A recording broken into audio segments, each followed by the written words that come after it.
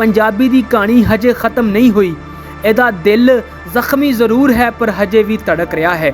ਇਹ ਉਹਨਾਂ ਸ਼ਾਇਰਾਂ ਦੇ ਸੀਨੇ ਵਿੱਚ ਤੜਕ ਰਿਹਾ ਹੈ ਜਿਹੜੇ ਅੱਜ ਵੀ ਇਸ ਜ਼ੁਬਾਨ ਵਿੱਚ ਲਿਖਦੇ ਨੇ। ਇਹ ਉਹਨਾਂ ਫਨਕਾਰਾਂ ਦੀ ਆਵਾਜ਼ ਵਿੱਚ ਜ਼ਿੰਦਾ ਹੈ ਜਿਹੜੇ ਇਹਦੀ ਗੂੰਜ ਪੂਰੇ ਜੱਗ ਵਿੱਚ ਫੈਲਾ ਰਹੇ ਨੇ ਤੇ ਉਹਨਾਂ ਆਮ ਲੋਕਾਂ ਦੀ ਹਿੰਮਤ ਵਿੱਚ ਕਾਇਮ ਹੈ ਜਿਹੜੇ ਇਸ ਜ਼ੁਬਾਨ ਨੂੰ ਜ਼ਿੰਦਾ ਰੱਖਣ ਦੀ ਲੜਾਈ ਲੜ ਰਹੇ ਨੇ।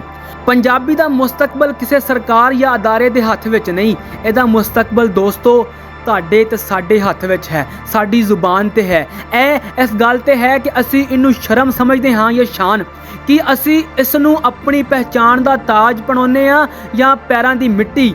ਇਸ ਪੁਰਾਣੀ ਜ਼ਬਾਨ ਦਾ ਸਫ਼ਰ ਬਹੁਤ ਲੰਬਾ ਤੇ ਮੁਸ਼ਕਲ ਸੀ ਪਰ ਇਹਦਾ ਆਖਰੀ ਬਾਬ ਹਜੇ ਲਿਖਿਆ ਜਾਣਾ ਬਾਕੀ ਹੈ।